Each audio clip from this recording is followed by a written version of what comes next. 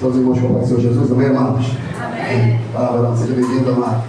Satisfação. Amados, vamos ao livro, por gentileza, Salmo 88 a 13. Todos, amém? Amém. Glória a Deus. Diz assim então a palavra do Senhor: trouxeste uma vinha do Egito, lançaste fora as nações e a plantaste, preparaste-lhe lugar e fizeste com que ela aprofundasse as raízes, e assim encheu a terra. Os montes cobriram-nos com a sua sombra, e como os cedros de Deus se tornaram seus ramos, ela estendeu a sua ramagem até o mar, os seus ramos até o rio. Por que quebraste então os seus valados? De modo que todos que passam por ela a vindimam? O javali da selva a devasta, e as feras do campo a devoram. Até aqui, louvado seja o nome do Senhor. Pode se assentar, amado, em nome de Jesus Cristo. Glória a Deus. Tete, varão. Pai, meu amado. Oliveira, glória a Deus. Aleluia. Aleluia. Louvado seja o nome do Senhor. Amados irmãos, presta bem atenção nessa palavra.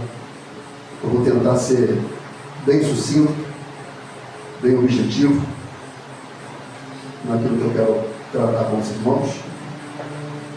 Mas eu acredito que todos nós conhecemos a história de Israel. Como que Israel se tornou escravo no Egito. Nós temos até por hábito muitas vezes falar que Israel foi levado cativo ao Egito. Mas bem verdade não é que Israel foi levado cativo ao Egito. Israel foi levado cativo ao cativeiro babilônico. Mas na questão do Egito, Israel não foi levado cativa. Pelo contrário, Israel fez uma migração voluntária ao Egito por causa de uma grande fome que houve na terra de Canaã. Então, por questão de sobrevivência, Israel migrou para o Egito. E isso já nos ensina muita coisa. Porque quando Israel é levado cativo para a Babilônia, o motivo que o levou para lá foi a desobediência. E o motivo que leva Israel a ser cativo no Egito é uma migração voluntária para lá por questão de necessidade, fome. Então, em ambos os casos de escravidão, uma é por voluntariedade, outra é por desobediência. Então, por desobediência, Satanás prende muitas pessoas. Por desobediência, Satanás ele consegue aprisionar a alma do pecador. Agora, quando nós, por voluntariedade, por achar que vamos sanar ou suprir as nossas necessidades no Egito, no mundo, e achando que lá vamos matar a nossa fome, é lá que o diabo vai te prender. É lá que Satanás vai te prender. Quando nós julgamos necessário, pertinente, nós irmos a algum lugar, porque entendemos que há uma necessidade, é lá que Satanás vai aprisionar muitas pessoas por uma aptidão, pela fome. Jacó só migrou para lá porque houve uma grande fome. A fome levou eles a esse lugar de escravidão. Então cuidado quando você tiver uma necessidade, você procurar o mundo, achando que o mundo vai resolver o seu problema, porque não vai. Vai ser lá que ele vai te aprisionar, mais ainda. Então cuidado quando você trilhar o caminho da desobediência, achando que não vai ter consequência, porque vai. E Satanás se apropria disso, o nome disso é legalidade. A Bíblia diz assim: aquele que é de Deus, o maligno não lhe toca. Por quê? Porque ele está debaixo da sombra do Altíssimo. Não vai tocar. A não ser em casos excepcionais como o de Jó. Porque Deus conhece o caráter de cada um. Deus sabia que Jó iria suportar. Por quê, pastor? Porque escrito está em Corinto que Deus não dá prova a nenhum servo dele sem que antes dê o escape. Antes ele sabe que nós vamos suportar. Então ele sabe, amado. O nome disso é prova. O nome disso é prova. Deus prova. Então você conhece muito bem a história. Uma grande fome em Canaã. José é vendido pelos irmãos, Gênesis 37. Gênesis 41, a Bíblia diz que Faraó tem um sonho, e o sonho dele, ele quer que seja revelado. Quem está lá para revelar estrategicamente? José. E José revela para Faraó o que haveria de acontecer. E Deus já foi movendo as coisas para o propósito que ele queria. E José revela a Faraó o que vai acontecer. Gênesis 41, 29 diz assim: eis que vem, José dizendo para Faraó, eis que vem 7 anos, e haverá grande fartura em toda a terra do Egito, e depois deles levantar-se-ão 7 anos de fome. Em toda aquela fartura será esquecida na terra do Egito, e a fome consumirá a terra, e não será conhecida a abundância na terra, por causa daquela fome que haverá depois, porquanto será gravíssima. Então Deus deu a revelação a José, falando, pode falar para ele, vai haver 7 anos de fartura, abundância, as colheitas vão encher o celeiro, Faraó nunca terá tanto lucro, ele nunca logrará tanto êxito, o Egito nunca viu tamanha abundância. Todavia, na mesma proporção da abundância, também será a escassez. Foi 7 anos de abundância, 7 anos também de escassez. Aí Jacó foi assim, não, eu vou para lá, que lá vão me saciar. Vai para o mundo para você ver se você vai se saciar. Vai para o mundo e brinca. Faz acordo com o diabo achando que vai dar tudo bem, vai dar tudo certo. Irmãos, só quem sacia a nossa fome é Deus, amado. Só quem pode suprir a nossa necessidade é Deus. No Egito não tem pão, amado. No Egito não tem uma proposta de fato de saciar a nossa fome e matar a nossa sede. Jesus Cristo disse a mesma coisa aos discípulos em João 6, 33 em diante, porque o pão de Deus é aquele que desceu do céu e dá vida ao mundo. O Egito é um tipo de mundo, e o próprio mundo não pode saciar a vida do homem, amado. Só Jesus pode fazer isso. E ele está falando, eu vim a esse mundo para salvar todo aquele que crê, e eu vim saciar esse mundo. Eu sou o pão vivo que desceu do céu. Quem come da minha carne não tem fome, quem bebe da minha água não tem sede. Oh glória! Não tem, porque eu sou o pão da vida, e aquele que vem a mim não terá fome, quem crê em mim nunca terá sede. Mas Jacó entendeu, vou migrar para o Egito, porque eu ouvi que lá tem pão.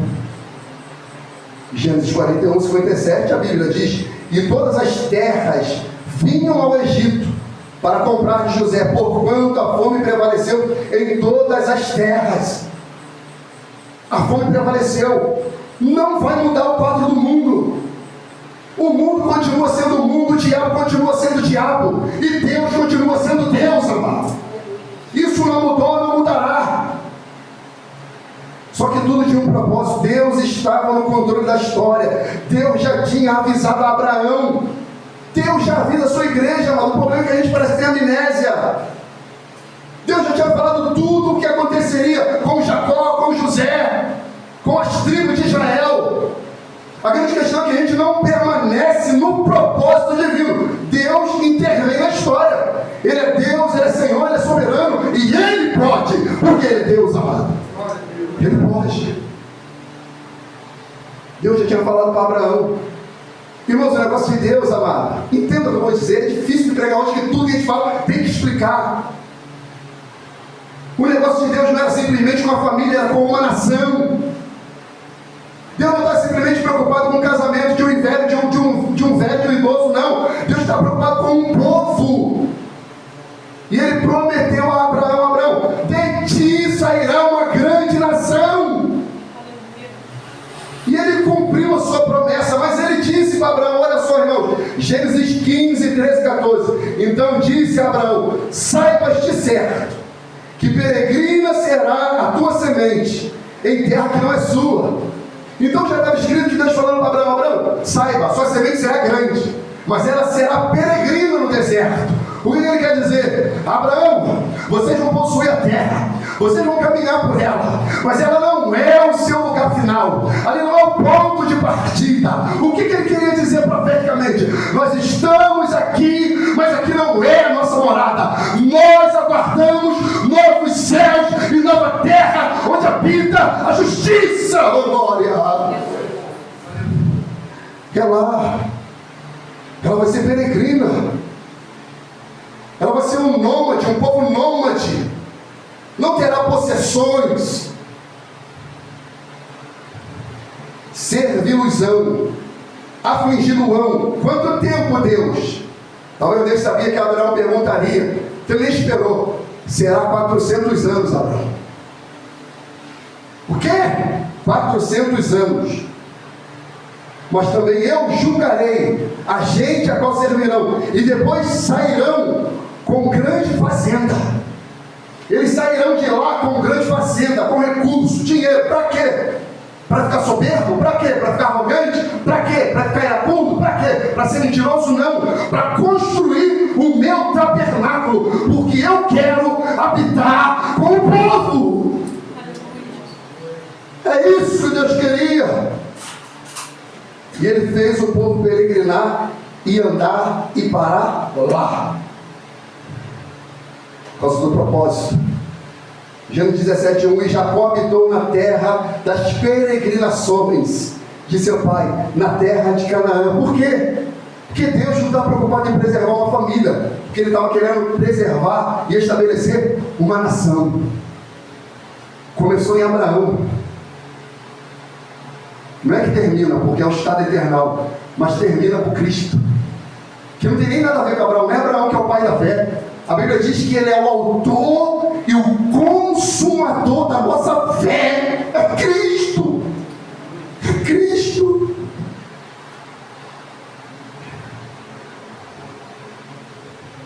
Não será um casal no jardim, mas sim uma cidade, uma nação.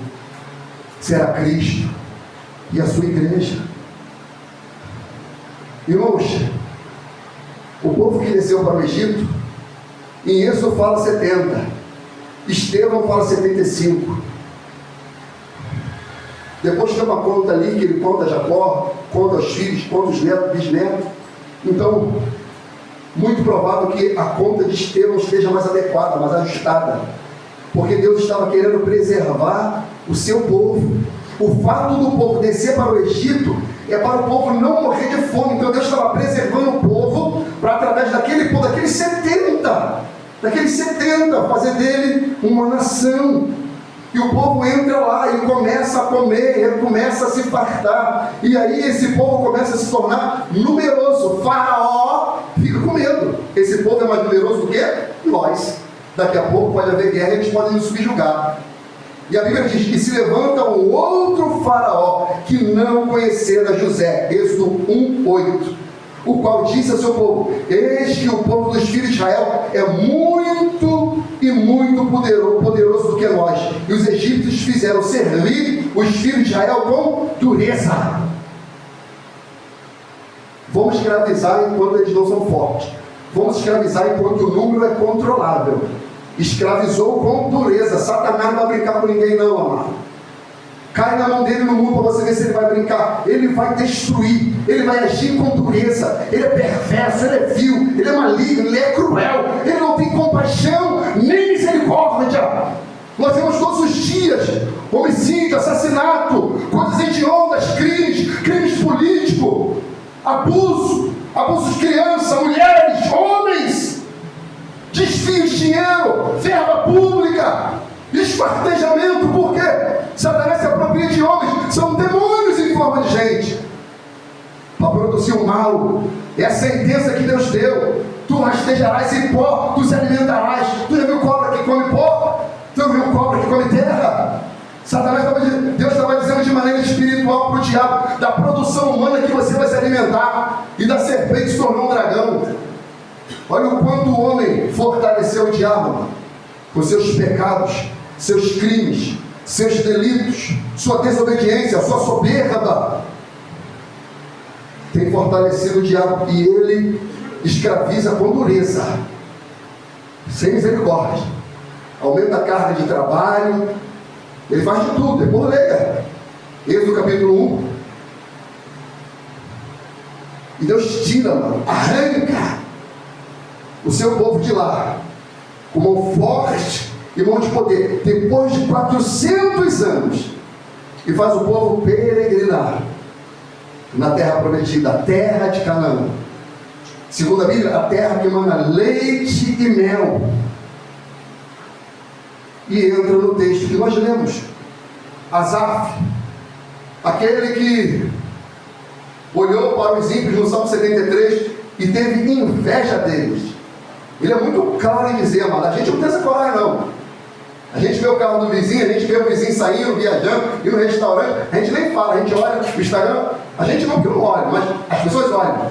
Olha o Instagram, vê a vida da pessoa, o carro que compra, a bicicleta, a moto, seja lá o que for, roupa. Olha, tem inveja, nossa, eu não saio, nossa, eu não viajo, nossa, por quê? Nossa, por quê? Mas não fala que tem inveja. Asaf falou, eu tive inveja dos ímpios. Ele confessou o pecado dele, eu tenho inveja deles. Eles não têm doença, nem mal algum chega à tenda deles, eles são bem afortunados, têm condição, e eu não. É o mesmo Asaf. Até que vi o fim deles. Quando eu entrei no santuário, Asaf estava fora da igreja. E uma vez a gente fica fora da presença, que a gente vai olhar só para o mundo mesmo. A gente perde a visão de Deus. A gente perde a visão de propósito de Deus. Cai no Salmo de Asaf. Então Asaf aqui no Salmo 80, ele está relatando como Deus tira o povo do Egito e planta ele na terra prometida. E vejamos o texto. Trouxeste uma vinha do Egito. Ele está falando do povo de Israel. Trouxeste uma vinha do Egito. Irmãos, Deus nos tirou de lá. Deus nos tirou do mundo com mão forte, mão de poder. Ele nos tirou das garras de Satanás, das mãos do diabo. Ele nos tirou dos vícios, da mentira, do crime, da prostituição, pornografia, toda sorte de desgraça. Deus nos tirou de lá. Ele te resgatou. E entenda isso em nome de Jesus e glorifica o nome do Senhor, porque Ele te amou. Ele te resgatou. Nós não podíamos, não tínhamos condição, não tínhamos força e energia para lutar contra o diabo. Mas Deus foi lá pela sua graça, enviando o Cordeiro de Deus, que tira o pecado do mundo e libertou o seu povo. Ele tirou a sua vinha de lá. Ele tirou. Somos a vinha de Deus. Somos a lavoura do Senhor. Somos propriedades exclusivas do Senhor. Você pertence a Ele, você é dele. Ele te comprou com o sangue dele. Aleluia. Aleluia. Oh, glória. Deuteronômio 26:8 diz: e o Senhor nos tirou do Egito com mão forte, com o braço estendido, com grande espanto, e com sinais, e com milagre, e nos trouxe a este lugar, e nos deu uma terra que mana leite e mel. Escravos que não tinham nada, não tinham condição de nada, agora saíram com condição, dinheiro e uma propriedade gigantesca e linda e bela, que um cacho de uva era necessário ter 2 homens para carregar. O único cacho de uva. Eu creio na Bíblia, como ela diz que está. A terra era próspera, e a terra é de Deus, e Ele dá a quem quer. Jeremias diz assim, Jeremias 32:21: e tiraste o teu povo, o povo de Israel, da terra do Egito, com sinais, com maravilha, com mão forte, com braço estendido e com grande espanto. Ele expulsou as nações, trouxeste uma vinha do Egito e lançaste fora as nações e a plantaste. Deus tirou Israel dali e plantou aqui. E os inimigos, Deus falou: sai!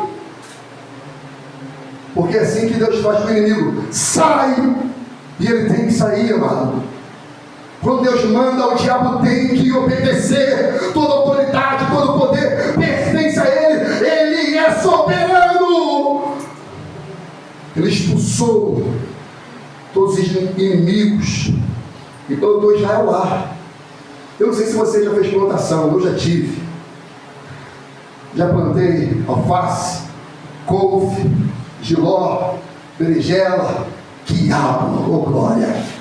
Quiabo e muito quiabo, quiabo e mais quiabo. E só não deu para criar galinha, porque senão eu criaria, porque a dona não deixou. Falou, galinha suja demais. Falei, tá bom, eu compro na diária. Mas quiabo e mais quiabo.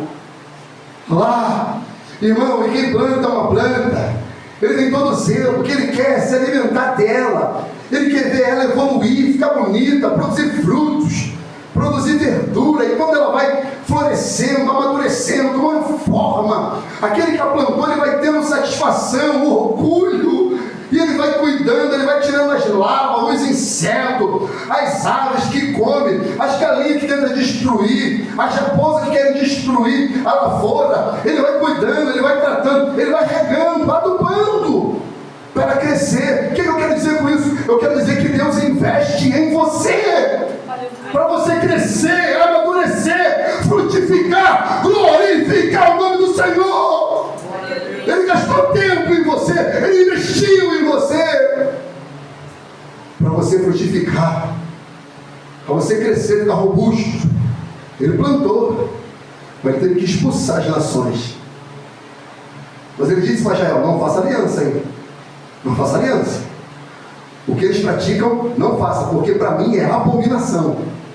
Deus expulsou. Salmo 44, 2 e 3 diz assim: como expeliste as nações com a tua mão, e os nossos pais plantaste. Como afligiste os povos, e os nossos pais alargaste.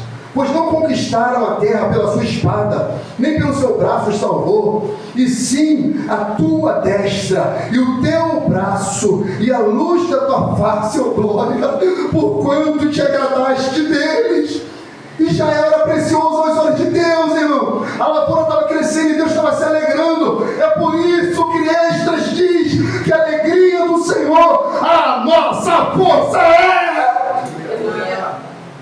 Deus se alegrava de Israel. Israel produzia fruto digno de arrependimento. E Deus estava olhando aquela vinha crescendo, verde, bonita, pomposa, ganhando espaço e terreno. Começou com 70, saiu mais de 2,5 milhões de pessoas daquele lugar, e chegou até aqui. A vinha de Deus continua crescendo, e ela não parará. O nome do Senhor será glorificado. Ele salvará nações para a glória do seu nome. A igreja nunca deixou de crescer, ela continua avançando. Salmo 78, 55: e expulsou as nações diante deles, e dividindo as suas terras, lhes deu por herança e fez habitar em suas tendas as tribos de Israel. Jeremias 2,21: eu mesmo te plantei como vide excelente, uma semente inteiramente fiel. Uma semente inteiramente fiel. Israel era íntegro. Deus quer um crente íntegro, inteiro, fiel a Ele. É isso que Ele quer. Que Ele cuida, que Ele investe. Asaf relata isso. Olha o cuidado de Deus com o seu povo. Versículo 9 e 10 do Salmo 80. Eu estou pregando aí. Preparaste-lhe lugar. Foi Deus que preparou, não foi o povo. Eles saíram peregrinando. Quando eles chegaram, o lugar já estava pronto.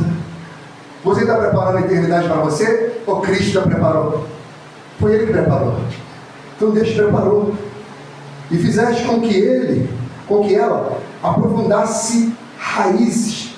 Ou seja, crente sólido, forte, robusto, que tem raízes.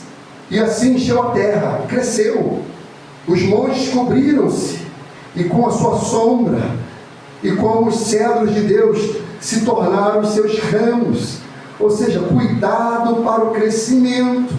Estendeu ela as suas ramagens até o mar, e os seus ramos até o rio.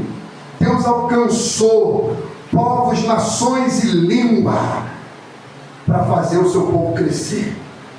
E crescer, meu lado. E continua crescendo. Só que o grande problema do crescimento, que às vezes junto dele vem a soberba, vem a independência.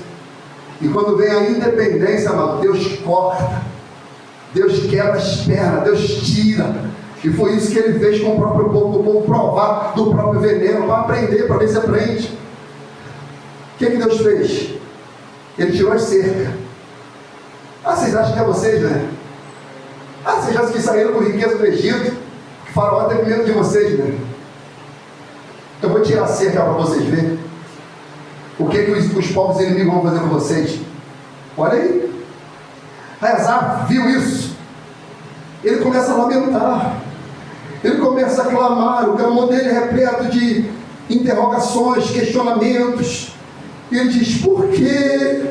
Por que quebraste então os seus valados, de modo que todos os que passam por ela a vindimam?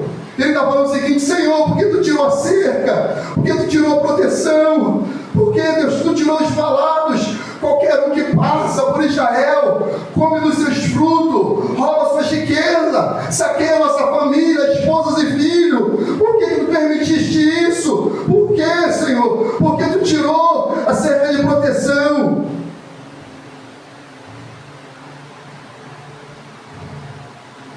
É muito fácil, amado, a gente atribuir a culpa aos outros.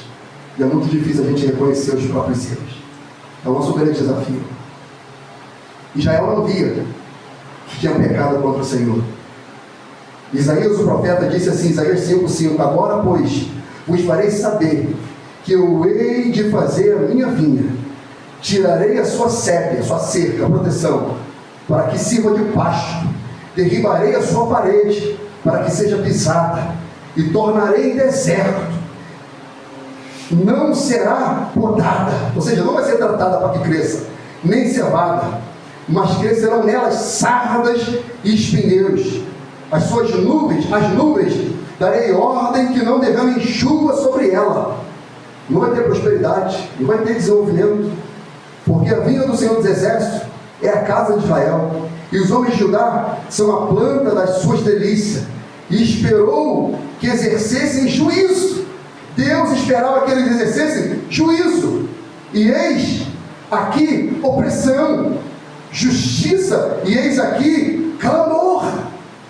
Ou seja, Israel começou a praticar aquilo que foi feito a eles. Injustiça, opressão, começou a ter reflexo daquilo que viveram. Irmãos, eu já disse aqui, eu só despertei para entender como eu estava vivendo quando a minha esposa me confrontou, porque eu não enxergava o meu erro. Aquilo que eu repudiava no meu pai, eu estava replicando sem enxergar. E eu só fui acordar quando ela falou: você está igual ao seu pai, bêbado. Eu não pensei que eu estava fazendo isso. E a gente vive no pecado achando que está tudo bem. Não tem nada a ver eu tomar minha gelada, também sou filho de Deus, vai. No trabalho, então, quem tem que tomar um gelinho no final de semana, vai? Quem tem que fazer uma pastinha aqui, vai? Quem tem que pegar uma manhãzinha aqui, vai?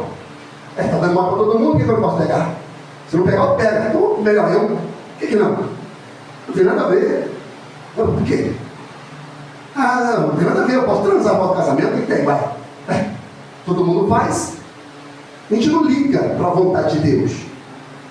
A gente vai fazendo as coisas achando que não tem consequência, achando que Deus não está olhando. Deus está olhando. E Ele tira a proteção. As bestas feras vão entrar e vai devastar toda a lavoura que é dele, e Ele faz o que bem para ele. 13. O javali da selva a devasta. Asaf está vendo. Asaf está chorando. Por quê? Porque tu tirou a proteção, Senhor. Porque tu tirou a sebe. Os demônios, os homens malignos estão entrando em Israel, estão devastando tudo. Senhor, eles são como javali selvagem. Eles estão quebrando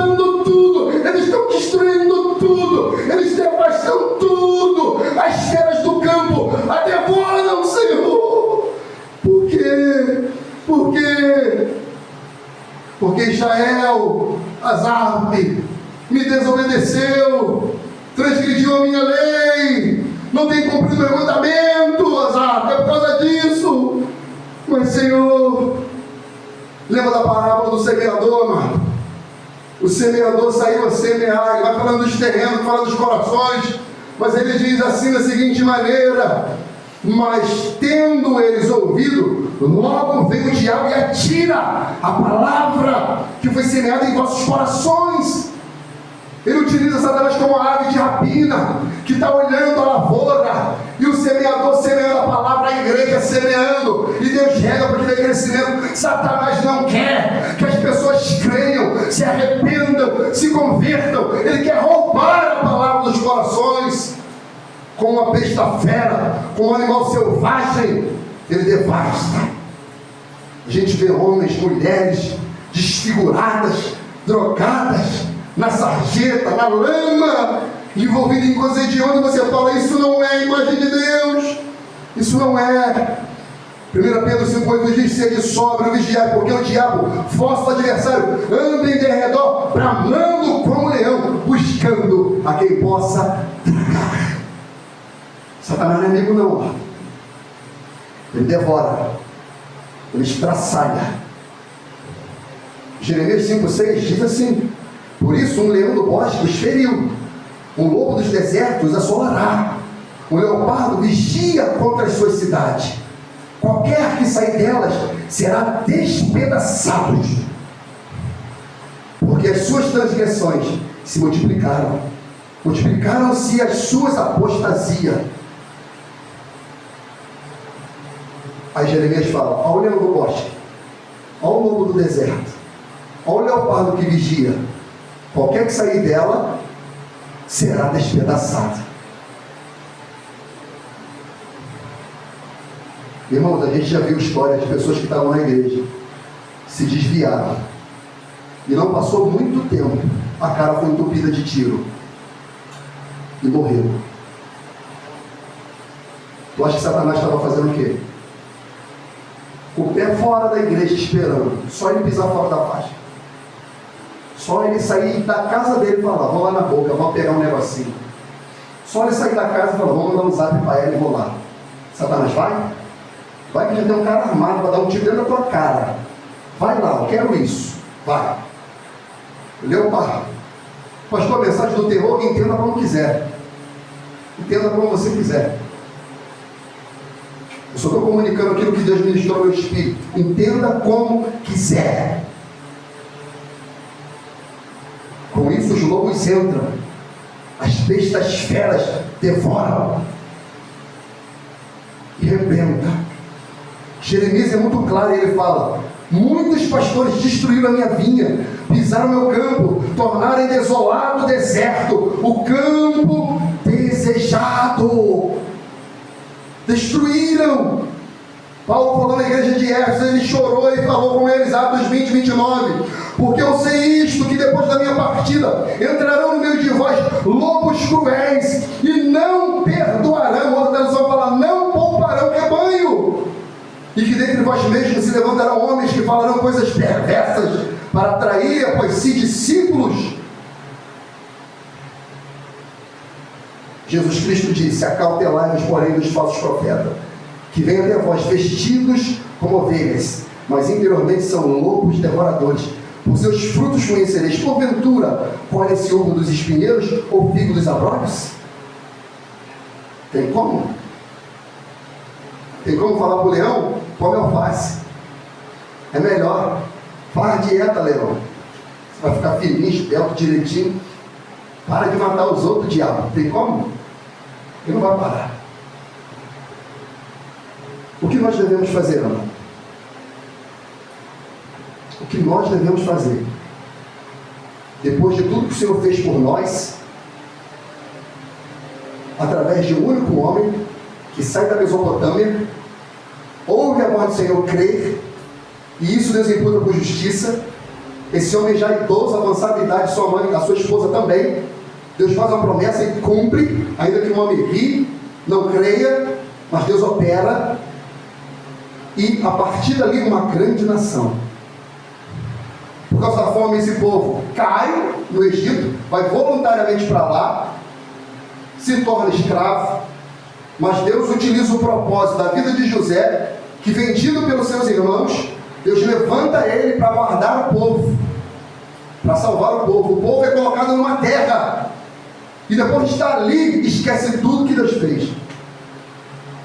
Aí Deus fala: dessa vez eu vou ter que ensinar dessa maneira aqui. Entra, faça o que tem que ser feito, até onde eu permitir. Vai. O javali selvagem, as bestas feras entraram. A Asaf olha isso e chora, começa a chorar, começa a se debulhar em lágrimas. E eu já estou acabando, por favor, no tangedor, me acompanhe por gentileza. O que devemos fazer, irmão?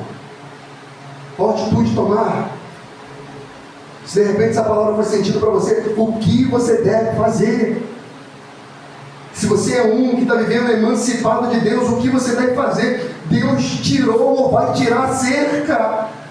Essa mensagem Deus colocou no meu coração da seguinte maneira: Deus vai tirar a cerca de alguns. Ele vai permitir o javali entrar. Ele vai permitir as bestas feras entrarem. Porque a iniquidade tem se multiplicado. As apostasias têm se multiplicado, irmão. A gente tem visto coisas terríveis que nos dá vergonha de falar. E Asaf se coloca de joelho e começa a orar. Por que, Deus? Por quê? Por que tu tiraste? Por que tiraste os valados? Por quê? É o teu povo, é a tua herança, é a tua vinha. Por quê? Porque eles transgrediram a minha lei, Asaf. É por causa disso. Aí Asaf se coloca de joelho, ele levanta as mãos aos céus e diz: ó Deus dos exércitos, versículo 14, volta-te, nós te rogamos, atende nos céus. Irmãos, é momento da igreja voltar aos pés do Senhor, é clamar pela presença. Volta-te, ó Deus, volta-te e vê e visita esta vinha e a videira que a tua destra plantou, e o sarmento que fortificaste para ti. É o clamor pela vida da igreja, é o clamor de Asaf, falando para a igreja, nessa última hora do ponteiro profético, clamar a Deus e falar: ó Deus, volta-te, te rogamos, Senhor, atende nos céus.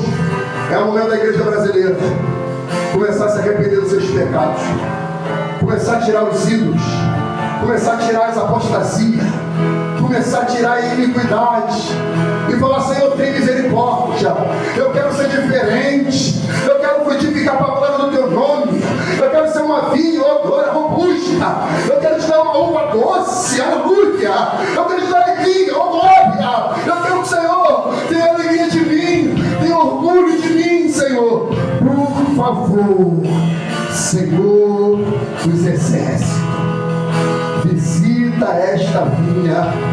Nessa tarde eu estava orando e falando: Deus, visita o arraial, visita o teu povo, ó Senhor, visita com o teu espírito. Ela está queimada pelo fogo, versículo 16, está cortada, pereceu pela repreensão da tua face. Seja a tua mão sobre o varão da tua destra, sobre o filho do homem que fortificaste para ti. Deste modo não nos iremos após ti, guarda-nos em vida e invocaremos o teu nome. A igreja foi chamada para proclamar o nome do Senhor, e o nome dele é Jesus, Jesus, Jesus, Jesus, Jesus, filho de Davi, tem compaixão de mim. Voltemos à fé genuína, amado, a fé simples. Asaf falou: faz-nos voltar, Senhor, faz-nos voltar. É Isaías que disse, Isaías 45, 22. Olhai para mim e sereis salvos, vós e todos os termos da terra, porque eu sou Deus e não há outro. Não há outro. Não há outro. Há um só Deus. Há um só Senhor. Entre Deus e os homens. E o nome dele é Jesus Cristo, o homem. Cristo. Somente Cristo. Cristo e somente Cristo. Botemos a fé genuína, singela e simples. A fé no Cordeiro de Deus, clamando: faz-nos voltar, Senhor. Salmo 27, 9 e 10 diz assim: não esconda de mim a tua face, não reseje no teu servo com ira, tu foste a minha ajuda, não me deixes, não me desampares, ó Deus da minha salvação, porque quando meu pai e minha mãe me desamparem, o Senhor me recolherá. E meu Deus não vai deixar o seu povo desamparado, se ele andar em obediência. Ele não vai. Continua olhando para Ele. Continua olhando para Jesus, o autor e o consumador da fé. Voltemos à obediência. Volte a orar como você orava. Volte a ler a Bíblia como você lia. Volte a meditar nas Escrituras como você meditava. Volte a fazer os textos tornarem sentido para você na sua vida, a praticá-los, obedecê-los, amar a Deus, temer a Deus, honrar a Deus. Faça isso. Faça isso. Josué 1,7 em diante diz: Deus disse para o povo: não somente esforços, tenham muito bom ânimo, para que tereis cuidado de fazer conforme tudo que a lei de Moisés, meu servo, te ordenou. E ela não te desvie nem para a direita nem para a esquerda, para que prudentemente te conduzas por onde quer que andares.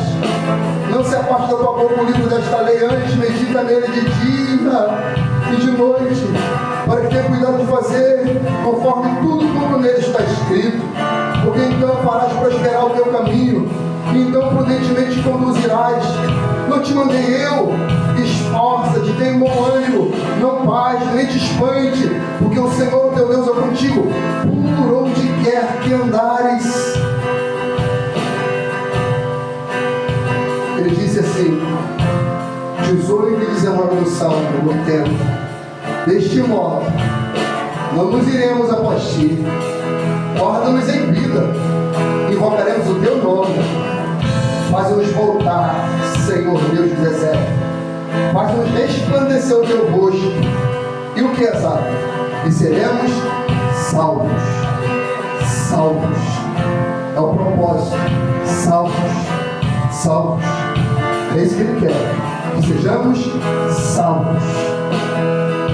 Todo aquele que invocar o nome do Senhor será salvo. Salvo. Eu desejo que essa palavra penetre na tua alma.